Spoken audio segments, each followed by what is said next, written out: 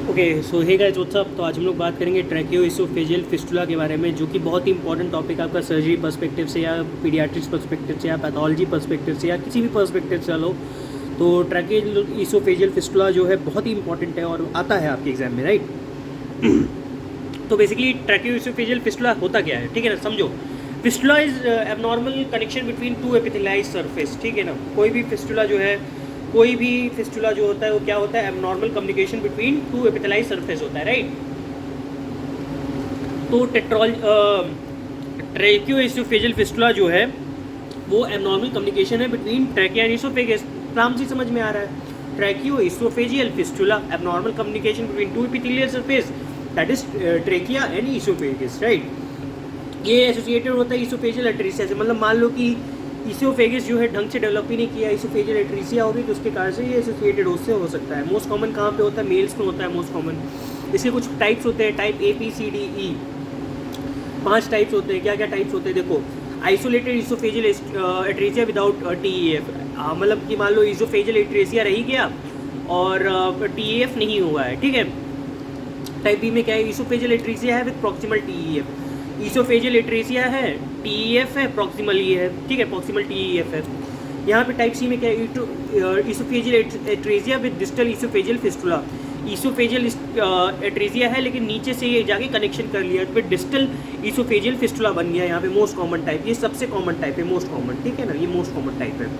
Type D में क्या होगा, oesophageal atresia with both proximal and distal oesophageal fistula, least common type, right.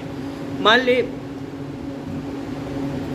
Oesophageal एट्रीसिया तो है ही, वहाँ से प्रॉक्सिमल भी ये कम्युनिकेट कर रहा है, फिस्टुला है, और डिस्टली भी फिस्टुला बना हुआ है, ठीक है ना। तो टाइप डी ये लीस्ट कॉमन टाइप है,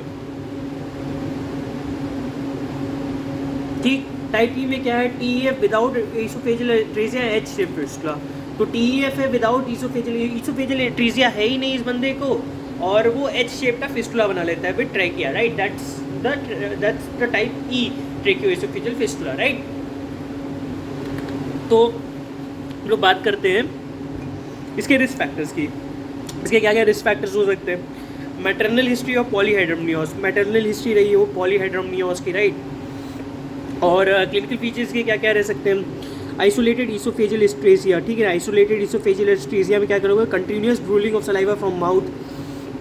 अब सलाइवा जो है अंदर घुटा ही नहीं रहा है, ठीक है, अंदर जा ही नहीं रहा है, तो क्या होगा, कंटिन्यूस ड्रूल आउट करेगा, कंटिन्यूस ड्रूलिंग होगा, किसका, सलाइवा का, कहाँ से, माउथ से।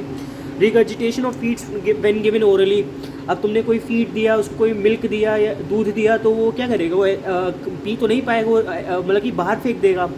तो उसके अलावा क्या हो सकता है इसमें, TEF में क्या हो सकता है, choking, coughing, cyanosis, dyspnoea. Choking होने लगेगी, कफिंग करने लगेगा, साइनोसिस करने लगेगा, डिस्निया कर देगा, मतलब कि फिस्टुला है ही किसी को, तो क्या होगा, चोकिंग हो जाएगा, मतलब जाना खाना जाके वहाँ फंस जाएगा। कफिंग होगा, कफ करने लगेगा क्योंकि फॉरेन बॉडी चली जाएगी इसमें।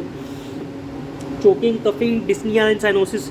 डिस्निया होने लगेगा, सांस लेने में तकलीफ हो जाए, खाना जाके फंस गया। साइनोसिस भी हो सकता है उस बंदे को क्योंकि सांस जा ही नहीं रही है अभी, ठीक है। इसका डायग्नोसिस कैसे कर सकते हो, inability to pass nasogastric tube into stomach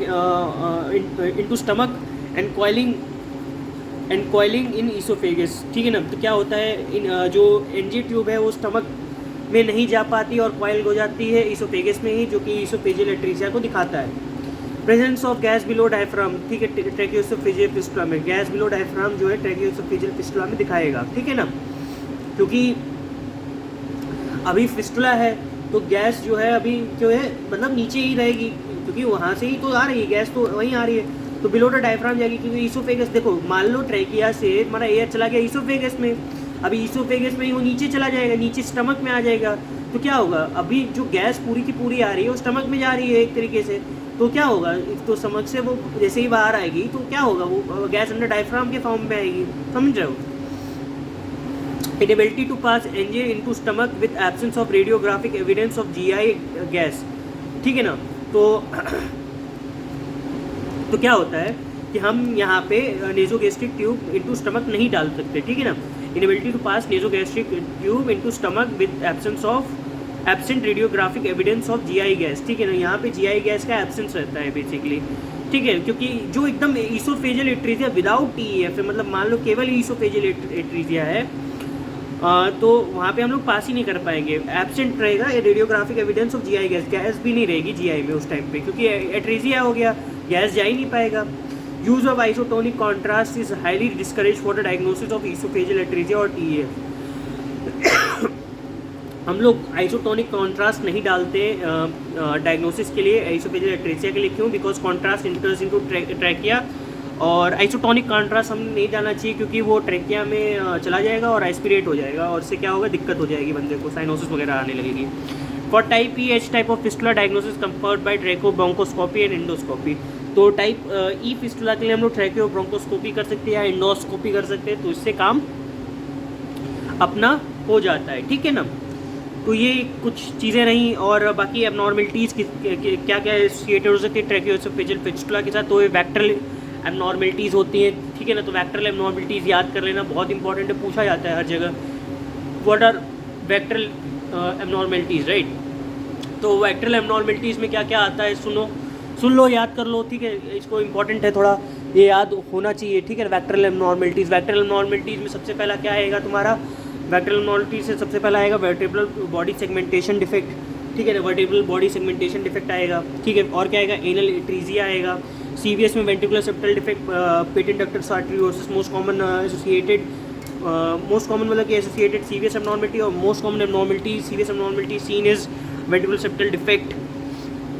T से तुम्हारा जो है तुम्हारा ट्रैकियोएसोफेजियल फिस्टुला होगा। आर से रीनल यूरिलेटरल रीनल एजेनेसिस हो जाएगा। एल से तुम्हारा लिम्ब एबनॉर्मलिटीज, ठीक है ना।